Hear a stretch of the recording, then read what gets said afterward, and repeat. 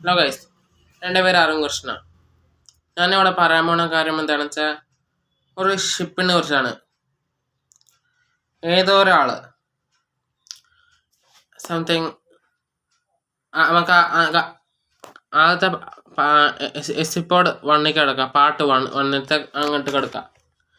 Indian ഓഷനും American ഓഷനും ഇടയിൽ, കടലിൻ്റെ ഇടയിൽ ഒരു ചുരുൾ ഉണ്ട്. ഞാൻ പല തവണ കേൾക്കാറുണ്ട്. സത്യമാണോ അല്ല എനിക്ക് അറിഞ്ഞൂടാ, ഞാൻ കേൾക്കാറുണ്ട്. ഗൈസ്, ഇന്ത്യൻ ഓഷനും അമേരിക്കൻ ഓഷൻ്റെ ഇടയിൽ, കടലിൻ്റെ നടുവിൽ ഒരു ചുരുൾ ഉണ്ട്. ഞാൻ ഇപ്പോഴും കേൾക്കാറുണ്ട്. സത്യമാണോ എനിക്കറിഞ്ഞൂടാ. അത് സൗത്തിലുള്ള കേരള സ്റ്റേറ്റിൻ്റെ ഭാഗത്ത്. സത്യമാണോ എനിക്കറിയത്തില്ല. ഇനി നമുക്ക് പാർട്ട് 2 കിടക്കാം. ഞാൻ ഇവിടെ പറയാൻ പോണ കാര്യം എന്താണെന്ന് വെച്ചാൽ, ഒരു കണ്ടെയ്നർ ഷിപ്പ് തന്നെ, ഒരു ഷിപ്പ് യാർഡിൽ പോകുന്ന ഒരു കണ്ടെയ്നർ ഷിപ്പ് ഇടയിൽ ഒരു കുട്ടീനെ കയറിയിരിക്കുക.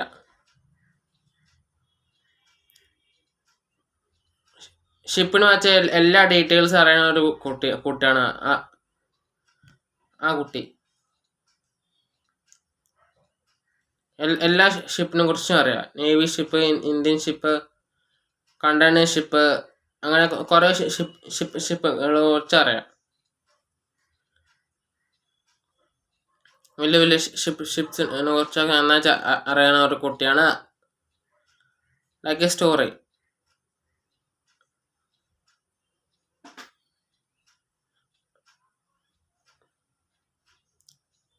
സ്റ്റോറി. അവിടെ ആ കുട്ടി ആ കണ്ടെയ്നർ ഷിപ്പ് യാർഡിലേക്ക് പോയി, ഉള്ളിൽ കടന്നു. അതുകൂടാണ്ട് ഒരു കാലിയെ കടക്കണ ഒരു എഞ്ചിൻ ഇതൊന്ന് സ്റ്റാർട്ടാക്കി കടക്കാണ്ട് ഒരു കണ്ടെയ്നർ ഷിപ്പ് അവിടെ ഇരിക്കണു. ആ ചെക്കനാണെങ്കിൽ ആരും കാണാണ്ട് ആ ഷിപ്പിൽ കയറിയിട്ട് മെയിൻ ഇതിലേക്ക് കയറി. ക്യാബിൻ എല്ലാ സ്വിച്ചും ഓൺ ചെയ്ത് വെച്ചു. ലിവർ മാത്രമേ ഓൺ ചെയ്തിട്ടില്ല. പിന്നെ അവിടെ നിന്ന് അടിയിൽ ആരും കാണാണ്ട് അടി വെച്ച് അടിയിൽ മെയിൻ ബോർഡ്,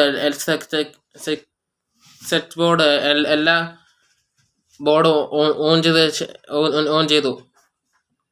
പിന്നെ ഷിപ്പിൻ്റെ ലൈറ്റ്സൊക്കെ ഉള്ളിൽ കത്താൻ തുടങ്ങി. പിന്നെ എൻജിൻ മാക്സിമം പുള്ളി ചെയ്തു മുന്നോട്ട്. എന്നുവെച്ചാൽ ലിവർ ഇങ്ങനെ തള്ളി വെച്ചു. എൻജിൻ്റെ മടിയിൽ ആ കുട്ടി. എല്ലാം എൻജിൻസ് റണ്ണിങ്ങിലാണ്. ചങ്ങല താഴോണ്ട് അത് മുന്നോട്ട് പോകത്തില്ല. മേലെയുള്ള ക്യാബിന് അവിടെ നിന്ന് ആക്സിലേറ്റർ കൊടുത്താൽ മാത്രം ഷിപ്പ് മുന്നോട്ട് പോകത്തുള്ളൂ. എല്ലാ ബ്രേക്കൊക്കെ എൻജിൻ്റെ ഭാഗത്താണ്. അതുകൂടാണ്ട് ആ ചെക്കൻ, ഒരു കുട്ടി, ഒരു വിദ്യാർത്ഥി ക്യാബിൻ കയറിച്ച് 0.1 ആക്സിലേറ്റർ കൊടുത്തു. ഈ കൂടെ സ്റ്റിയറിംഗ് ലെഫ്റ്റ് ഹാൻഡ് തിരിച്ചു. ഷിപ്പ് മുന്നോട്ട് ചലിക്കാൻ തുടങ്ങി. ചങ്ങല വിട്ടുപോയി. ആ 0.1 മൊത്തം പുറകോട്ടാക്കിയിട്ട് ചങ്ങല വിളിച്ചു. മൊത്തം അതിനൊക്കെ ശേഷം 0.1 ആക്സിലേറ്റർ കൊടുത്തിട്ട് ലെഫ്റ്റ് ഭാഗത്ത് മാത്രം തിരിച്ചു. മുന്നേ ഷിപ്പില്ല. കൂട്ടയ്ക്ക് ലേശം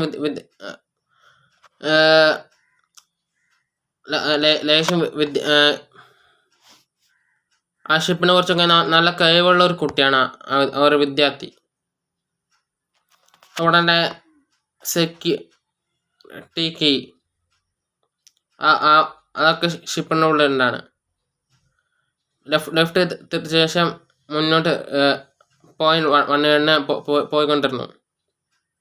.1 അധികമാണ്. മിനിമം 150 സംതിങ് കിലോമീറ്ററാണ്. ആ കുട്ടി .1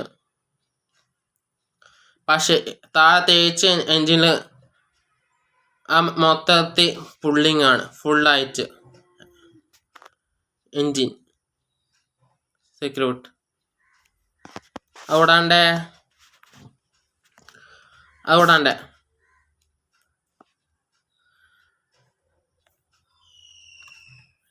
ഷിപ്പ്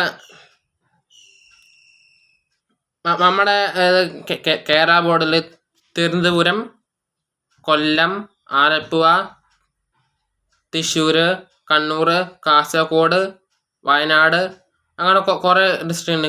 ഞാൻ പറയാൻ മൊത്തം കടൽ തീരങ്ങൾ ഡിസ്ട്രിക്റ്റാണ്. ആ ഷിപ്പ് പോയിക്കണ് ട്രിവാൻഡ്രം. തിരുവനന്തപുരത്തുള്ള ഷിപ്പാണ് ആ കുട്ടി കയറിക്കണ്. അപ്പം ആ കുട്ടി പോയിക്കണ് ന്യൂയോർക്കാണ്. ന്യൂയോർക്കിൻ്റെ കടൽ തീരത്ത് 1 കിലോമീറ്റർ ഡിസ്റ്റൻസ്, ഒന്നല്ലെങ്കിൽ 1.5 കിലോമീറ്റർ ഡിസ്റ്റൻസ് അവിടെ എത്തി. ചങ്ങലട്ടില്ല. ലൈഫ് ജാക്കറ്റും ഓക്സിജൻ സിലിണ്ടറൊക്കെ മാസ്ക് ഇതൊക്കെ വെച്ച് .1 ഫുൾ പവർ അങ്ങോട്ട് കൊടുത്തു. എന്നിട്ട് ആ കുട്ടി കടലിൽ ചാടി നീന്തി ന്യൂയോർക്ക് എത്തി.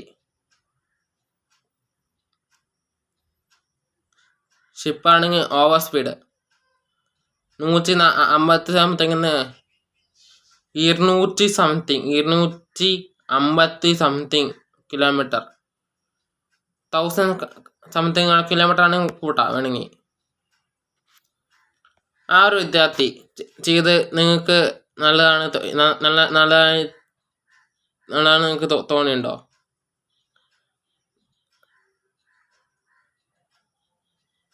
പക്ഷെ ആ കുട്ടി ചെയ്ത നിയമത്തിനെതിരെയാണ്.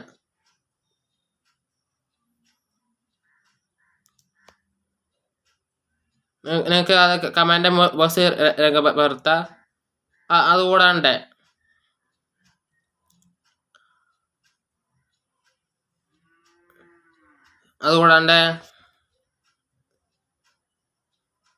ആ ഒരു നിങ്ങൾക്ക് ഈ വീഡിയോ ഇഷ്ടമാണെങ്കിൽ സബ്സ്ക്രൈബ് ചെയ്യുക. അവിടെ നിങ്ങൾക്ക് നേവി, ആർമി, എയർഫോഴ്സിന് ഇഷ്ടമുണ്ടെങ്കിൽ ലൈക്ക് ചെയ്യുക, കമൻറ്റ് ചെയ്യുക, സബ്സ്ക്രൈബ് ചെയ്യുക. Thank you.